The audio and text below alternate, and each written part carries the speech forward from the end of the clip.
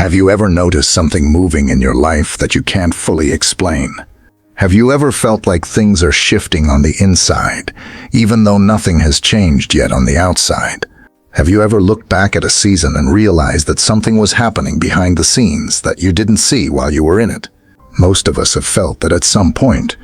You can't point to anything specific. There's no big event you can name.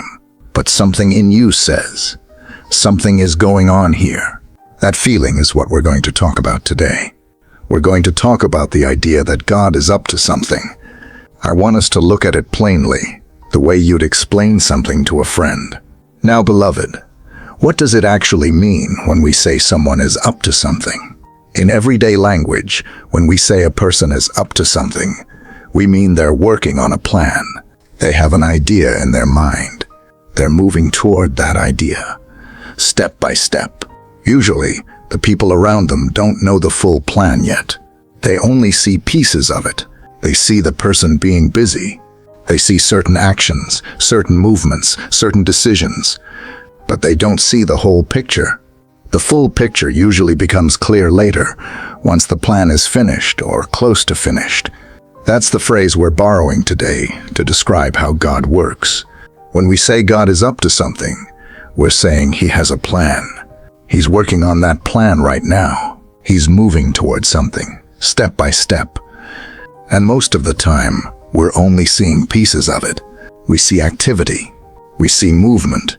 We don't always see where it's headed. That's not because God is hiding anything from us out of unkindness. It's simply how a plan works while it's still being built. A builder doesn't explain every beam and every wire to someone walking past the site. The person walking past just sees noise, dust, and half-finished walls. They don't see the design in the builder's head. They see the mess of construction, not the outcome. Only later, when the building is finished, does the noise make sense. That's a normal part of how anything gets built. And that's a normal part of how God works with us too. So when I say God is up to something, I mean exactly that. There is a plan. That plan is active. You are somewhere inside that plan right now, even if you can't see the whole shape of it. Let's sit with that idea for a moment before we move into Scripture, because I think many of us live as if nothing is happening unless we can see it clearly. If we can't see clear evidence, we assume nothing is going on. But that's not actually how plans work, even in ordinary life. A student doesn't see the value of years of study until they're finally using it in their job. A person building a house doesn't see the finished home while they're still laying the foundation. The foundation looks like nothing more than concrete and dirt. But it's not nothing. It's the part nobody sees. And it's also the part that holds everything else up. I say all that to say this. Your life right now might feel like a foundation stage. It might feel like nothing is visibly changing. That doesn't mean nothing is happening. Let's move into the first verse, because Scripture actually confirms this in a very direct way. Psalm 115 verse 3 says, in the NIV translation, "Our God is in heaven. He does whatever pleases Him." Let's slow down and look at what this sentence is actually saying. The first part tells us where God operates from. Our God is in heaven. That's not just a statement about location. It's a statement about position. Heaven is above our circumstances. It's above the noise of our daily situations. When the psalmist says God is in heaven, he's telling us that God's perspective is not limited to what we can see from where we're standing. We are down here, in the middle of our situation. We see the situation from ground level. God sees it from above. That's an important distinction, because ground level and above are two very different views. From ground level, you can only see what's directly in front of you. From above, you can see the whole layout. You can see where a road leads before the person walking on it can see it. You can see the shape of something before it's finished. That's the position the psalmist is describing when he says God is in heaven. Now let's look at the second part of the verse. He does whatever pleases Him. This part tells us how God acts. He acts according to His own will, not according to what we expect, not according to what makes sense to us at the moment, not according to a timeline we've set for Him in our heads. Whatever pleases Him, doesn't mean whatever crosses his mind on a whim. It means whatever is consistent with his purpose and his character. God's actions come from his own will, not from pressure, not from panic, not from needing to catch up to anything. This matters for the theme we're on today. If God is up to something, this verse tells us two things about that something. First, it's being planned and carried out from a position above our circumstances. Second, it's being carried out according to his will, not according to how fast we want it to move or how visible we want it to be. I think many of us get discouraged in seasons where we can't see results, because we assume that lack of visible results means lack of activity. But Psalm 115 verse 3 corrects that assumption. It tells us God is in heaven. He's not waiting for our permission. He's not waiting for our understanding. He's not paused just because we can't see movement. He's active from a vantage point we don't have access to. Think about how differently you would carry yourself if you truly believed this. If you believed God was seeing the whole layout of your life from above, while you're only seeing the small piece in front of you, you wouldn't panic as quickly. You wouldn't assume the worst as quickly. You would still feel the weight of not knowing. That's normal. But you would carry that weight differently. Knowing someone with a fuller view is not asleep on the plan. That's the teaching inside this one verse. God is in heaven. He does what pleases him. That's enough to shift how we interpret quiet seasons. Let's move to the second verse now. Habakkuk chapter 1 verse 5 in the Amplified Translation says this: "Look attentively among the nations and watch with amazement.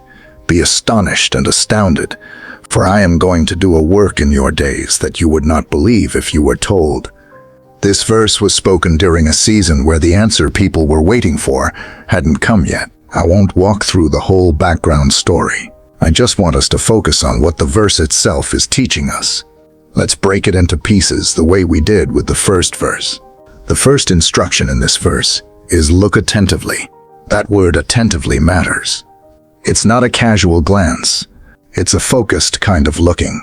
It's the kind of looking where you slow down and actually pay attention to details you might otherwise miss.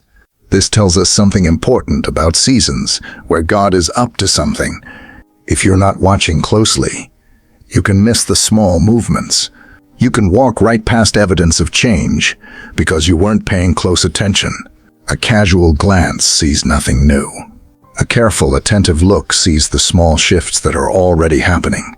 That's the first instruction, and it's already teaching us something practical. Don't just glance at your life and conclude nothing is happening. Look attentively. The second instruction is watch with amazement. Be astonished and astounded. This is telling us something about the nature of what's coming.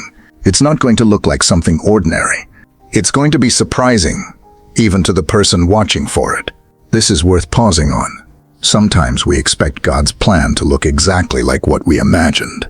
We picture a certain outcome in a certain shape, arriving in a certain way. But this verse tells us the outcome may surprise even the person who was expecting something.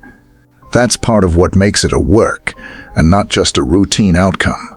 A routine outcome doesn't astonish anyone, because it's expected. Something astonishing is, by definition, bigger or different than what the mind had already prepared for. The third part of the verse says, "I am going to do a work in your days." This detail matters a lot. It's not a promise about a distant future generation. It's a promise about your own days, your own current season, your own lifetime. This tells us that what God is up to is not always far off. Sometimes it's already unfolding within the days you're currently living. The final part of the verse says that you would not believe if you were told. This is a strong statement. It means that even if someone described the outcome to you in advance in detail, you would struggle to accept it as realistic. That's how far it is from what your current situation looks like. I find this part of the verse very grounding, because it explains why some plans of God feel unbelievable while we're still in the middle of them. It's not because they're not real. It's because they haven't caught up to visible reality yet. The gap between where you are and where the plan is heading can be wide enough that it feels unbelievable from where you're standing. That doesn't cancel the plan. It just tells you how far the plan is stretching. So the teaching inside Habakkuk 1 verse 5 is this: pay close attention, because the movement is often subtle before it becomes obvious. Expect the outcome to look different than what you had already pictured. Remember that this can happen within your own days, not just someday far away. And don't dismiss something just because it currently feels unbelievable, because that feeling is actually consistent with what the verse describes. Let's move to the last verse for today. John chapter 13 verse 7 in the Amplified Translation says, Jesus said to him, "You do not realize now what I am doing, but you will understand later." This was said in a moment where someone didn't understand an action being done for them. Again, I won't walk through the full narrative. I want us to focus on the sentence itself, because it teaches us something very clear.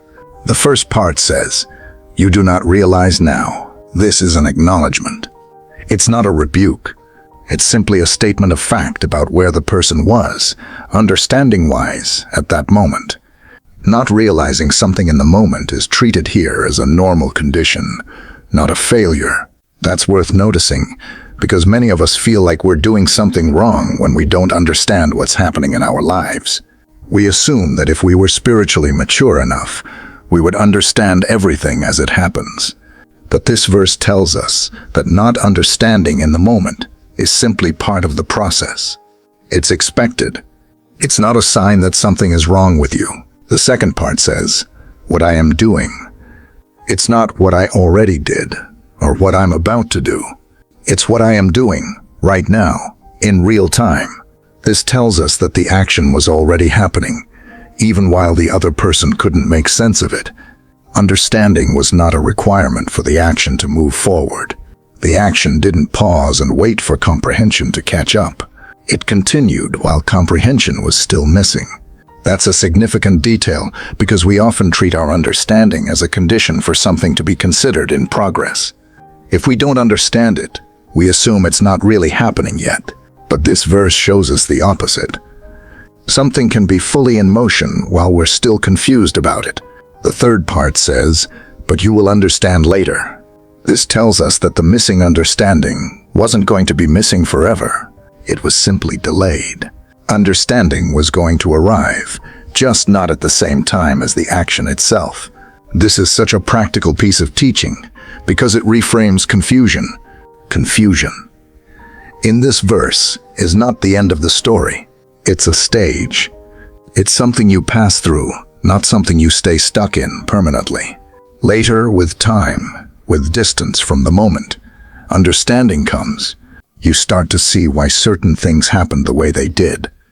You start to notice the order and sense behind decisions that felt random when you were living through them. That's what later means here. It's a description of how understanding actually tends to work. Understanding is often something you gain in hindsight, not in real time. Now let's bring these three verses together, because they build on each other in a very natural way. Psalm 115 verse 3 tells us where God is working from and how He works. He's in heaven above our situation, acting according to His will. Habakkuk 1 verse 5 tells us how to respond while the plan is still unfolding. Watch attentively. Expect something that may surprise you. Remember, this can happen in your own days, and don't dismiss it just because it feels unbelievable right now. John 13 verse 7 tells us what to do with the parts we don't understand yet. Accept that not understanding now is normal. Trust that the action is still happening even without your full comprehension, and expect understanding to come later in its own time. Put together, these three verses give us a full picture of what it means to live in a season where God is up to something. It means trusting the vantage point He has, even when yours is limited. It means paying attention instead of assuming nothing is happening. It means being okay with not understanding everything right now. Let's talk about what this looks like practically, in ordinary daily life. Maybe you're in a season where a door hasn't opened yet. Maybe you've been praying about something for a long time, and the situation still looks the same on paper. Maybe you've made changes in your life, and you don't see the results yet. Maybe there's a relationship, a health situation, a financial situation, or a decision you're waiting on, and it feels stuck. In seasons like that, it's easy to conclude that nothing is being done about it. But what we've looked at today gives us another way to think about it. Someone above your situation may already be working on it, from a position you don't have access to. The way that work looks right now may not resemble what you expected, and that doesn't mean it's off track. You may not understand what's happening yet, and that's not evidence that nothing is happening. I want to be careful here, because I'm not saying that every hard season automatically has a good outcome guaranteed on your timeline.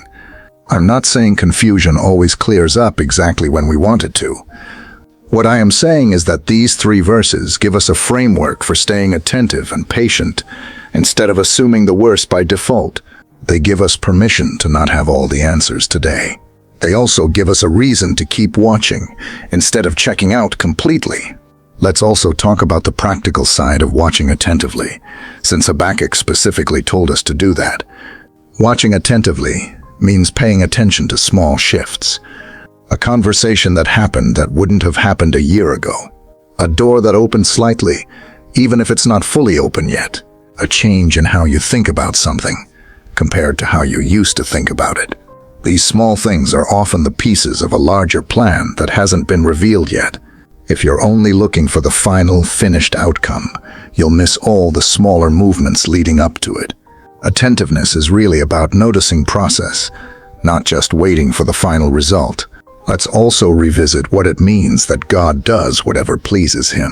I mentioned earlier that this doesn't mean random or careless. It means His actions come from His own will and character.